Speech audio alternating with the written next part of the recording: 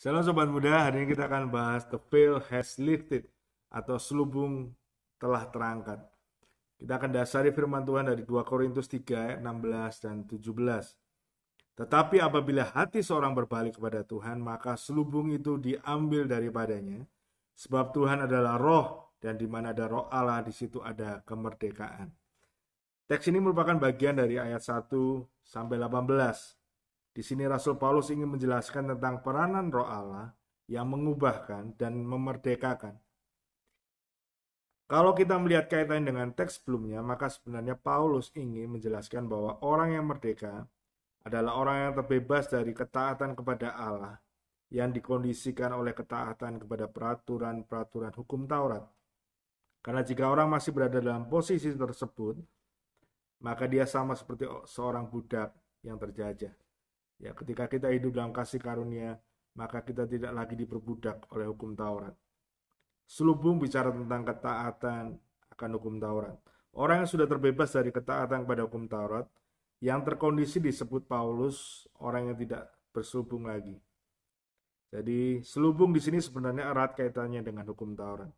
Ketika kita melakukan semua perintah Tuhan hanya karena ketakutan, karena akan hukum, ya, seperti bangsa Israel di awal-awal ketika diberikan hukum Taurat, sebenarnya Tuhan ingin menunjukkan bahwa ada yang benar dan ada yang salah.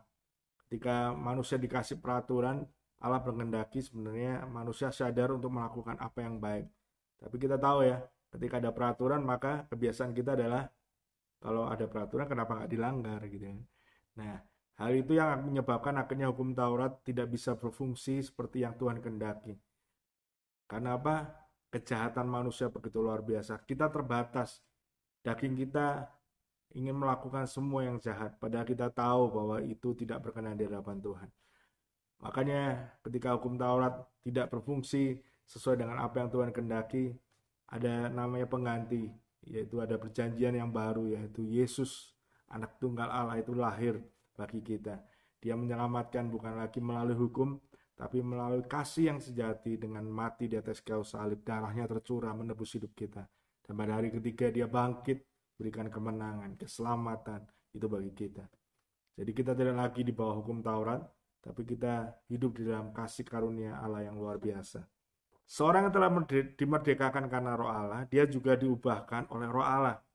Hal ini dikerjakan oleh roh Allah di dalam diri orang percaya secara bersamaan. Selain memerdekakan dari hukum Taurat yang telah menjadi selubung, roh Allah juga mengubahkan kita semakin serupa dengan gambar Allah yang mulia. Wow, luar biasa. Roh Allah itu mengubahkan hidup kita. Dia memerdekakan kita dari hukum Taurat, tapi juga dia mengubahkan kita menjadi serupa dengan Kristus Yesus. Tujuannya adalah melalui hidup kita, Allah dimuliakan. Supaya kita menjadi sebuah cermin dengan wajah yang terbuka. Yaitu ketika orang melihat kita, seperti melihat Allah. Kemudian orang itu memuliakan Allah. Jadi biarlah hidup kita mencerminkan Kristus. Orang akan melihat hidup kita seperti Kristus yang hidup tinggal di dalam kita.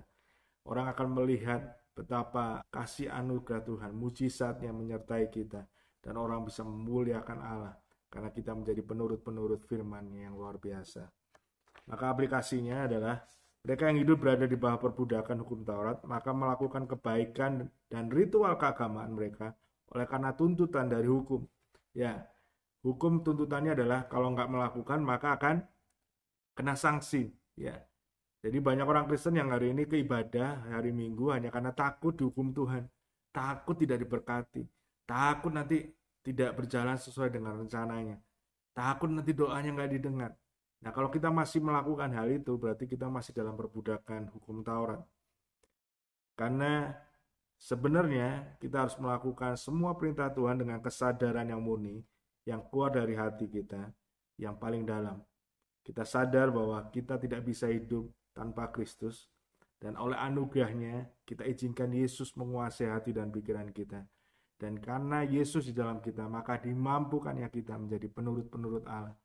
Bukan karena kuat gagah kita, tapi karena Yesus melalui roh Allah yang bekerja di dalam kita dan memampukan kita menjadi pelaku-pelaku akan firman-Nya.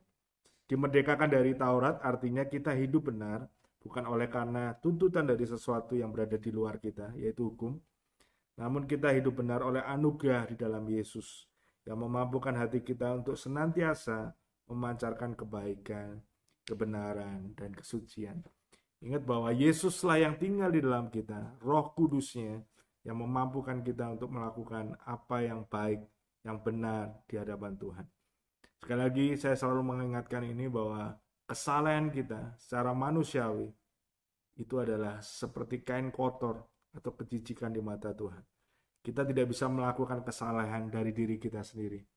Untuk itu kita butuh Yesus Tuhan, butuh Roh Kudus menguasai hati dan pikiran kita. It's time to change your mind, waktunya ngebum. Jadi mari kita biarkan selubung itu lepas dari hidup kita. Kita tinggalkan melakukan semua ritual agamawi hanya karena kita takut akan hukum, atau kita takut akan sanksi, karena Allah kita Allah yang penuh kasih. Kalau kita masih melakukannya, maka kita belum merdeka. Hari ini kita disadarkan bahwa kita dimerdekakan oleh Kristus Yesus. Oleh anugerahnya kita beroleh kasih karunia. Maka kasih karunia-Nya itu yang akan hidup ditinggal di dalam kita, dan kita mau lakukan perintah Tuhan karena Dia Allah yang memampukan.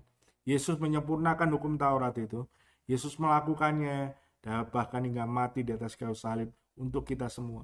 Makanya kita perlu bergantung pada Kristus. Izinkan Dia tinggal di dalam hati kita. Izinkan Roh Kudus menguasai hati dan pikiran kita. Dan kita akan dibuatnya, dimampukannya menjadi pelaku-pelaku firman Tuhan. Dan kita akan mengejar perkenanan Allah. Tuhan Yesus memberkati. Terus tonton video Ngebum dan bagikan kepada teman-teman yang lain, juga subscribe channel YouTube dari Diaspora Generation juga Pemuritan.